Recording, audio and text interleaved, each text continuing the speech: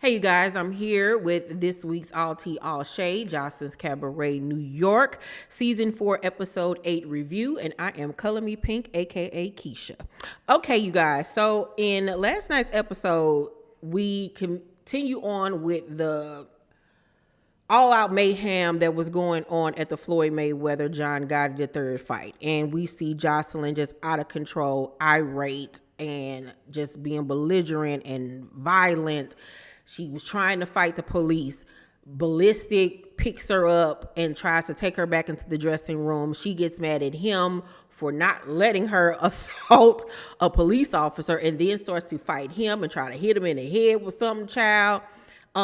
He's blocking the hits, and then a security guard or somebody try to grab her and restrain her. She kicking him, and then we don't see any more from that night. They didn't show us any of the other footage. Child, yeah, you needed to get arrested. You needed to be behind the jail and up underneath the jail because you had lost your mind, Joseline.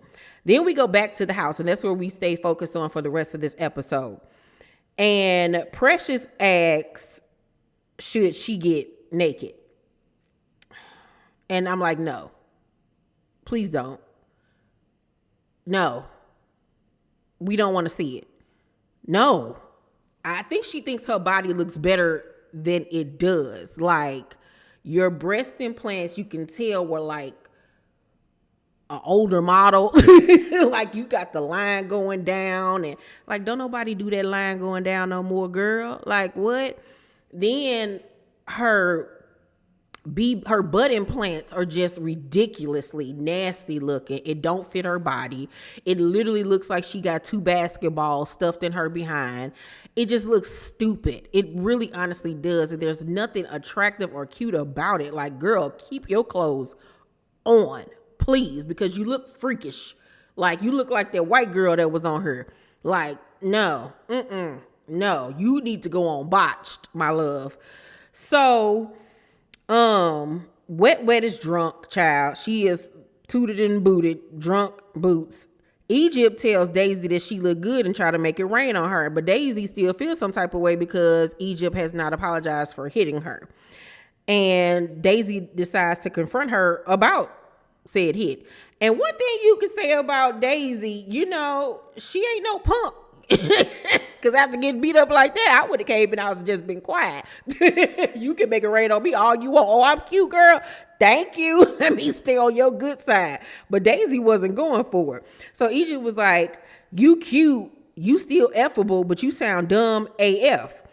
So Wet then sits on Egypt's lap so she won't get up and go boom bop Daisy in the other forehead. I mean, in her, not her other forehead, in the other eyebrow, child. Because at this point, Daisy keep on going on and on and on or whatever. And Egypt makes it known once again, I don't do this. I don't do all the back and forth.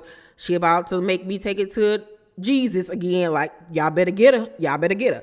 So Wet sit on top of her to try to calm her down. But that does absolutely nothing. Because at some point, Egypt gets so mad that she literally tosses Wet, look dry self off of her and was like, get off me. Like, stop trying to hold me. I don't like that. She was like, I'm trying not to hit you. I'm not going to hit you, but like, stop. And so Wet was just sitting there looking like, oh, I'm sorry. So Daisy, like I said, keep going and keep going and keep going. And so at this point, Egypt just decides to leave the room because Joseline made it clear that she cannot fight no more or she's going to have to leave. And she's so mad that she can't put her hands on Daisy that she begins to cry. And Wet is there to console her. And they go up to Egypt's room. And Wet was just telling her how proud of her that she was for not laying hands on old girl and spazzing out. And downstairs, Daisy still talking mad trash-ish. And I'm like, Daisy, girl, y'all gonna have a reunion and she is gonna get you again. You better shut up. Because, she couldn't fight on the show no more. But there is a reunion, okay? So Egypt says every time Wet get drunk, she want to become gay. but she's just not into her. And she was like, cause Wet breath be stinking and she be musty. Oh God.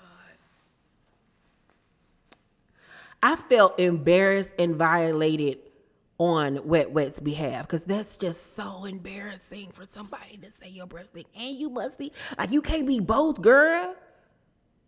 So you're gonna be in there taking baths? Like, what's going on? Wet? You can't call yourself wet and you musty. We're gonna start calling you little must. What is going on?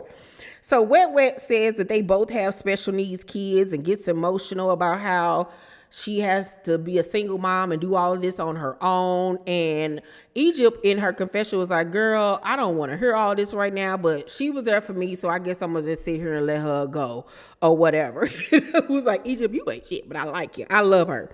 So Precious then put Holiday, we find out, on a punishment for 24 hours, and now her punishment is over.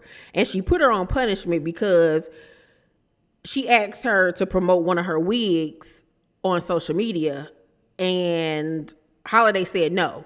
So she was feeling some type of way and got in her feelings and said that she was on punishment. So even though she took her off punishment now, Precious still feels some type of way. Like, it ain't that cool. Like, she let Holiday give her a kiss on the cheek or whatever, but she still ain't really messing with her because she's still mad and feels some type of way.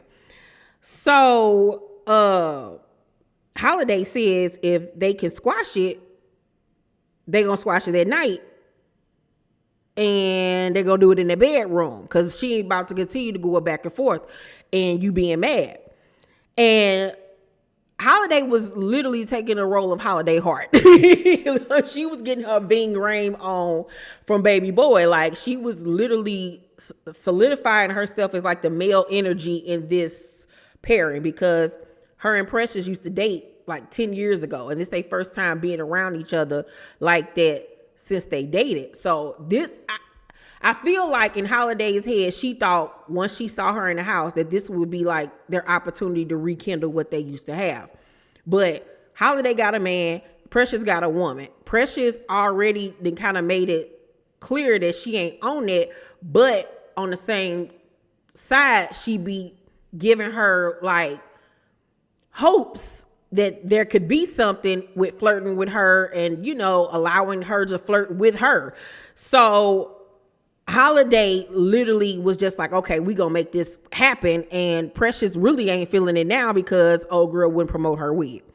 So Precious then says that Holiday got mad when Wet said hey boo to her, just being real territorial. And I was like, well, she is a big bitch.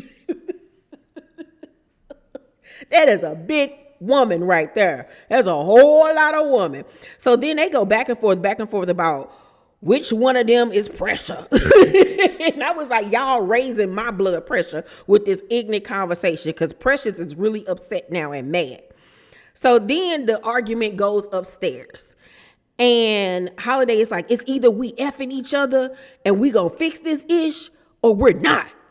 Like, and Precious like, you need to tone it down, bro. Little man, like, calm down. And so Spin tells Holiday that everybody feels her intense energy in the house and how she's so not protective, but like she basically be cock blocking everybody else in the house to, if they did want to get to know Precious on that type of time, she ain't letting it happen. You know what I'm saying? And Holiday still like just on some, it's either we gonna work it out or we not. It's either gonna work it out or we not. And Precious was like, I already told you I got a woman. It ain't gonna be like that or whatever. And it's just like, Holiday, love Muffin, just let it go at this point. Like, I know it's probably the liquor talking and you real emotional and your emotions are coming out, but you looking crazy, okay? So at some point, Holiday just said, all right, F it. Like, we gonna continue to share this room. You sleep on one side, I sleep on the other side. We just gonna keep it copacetic at this point.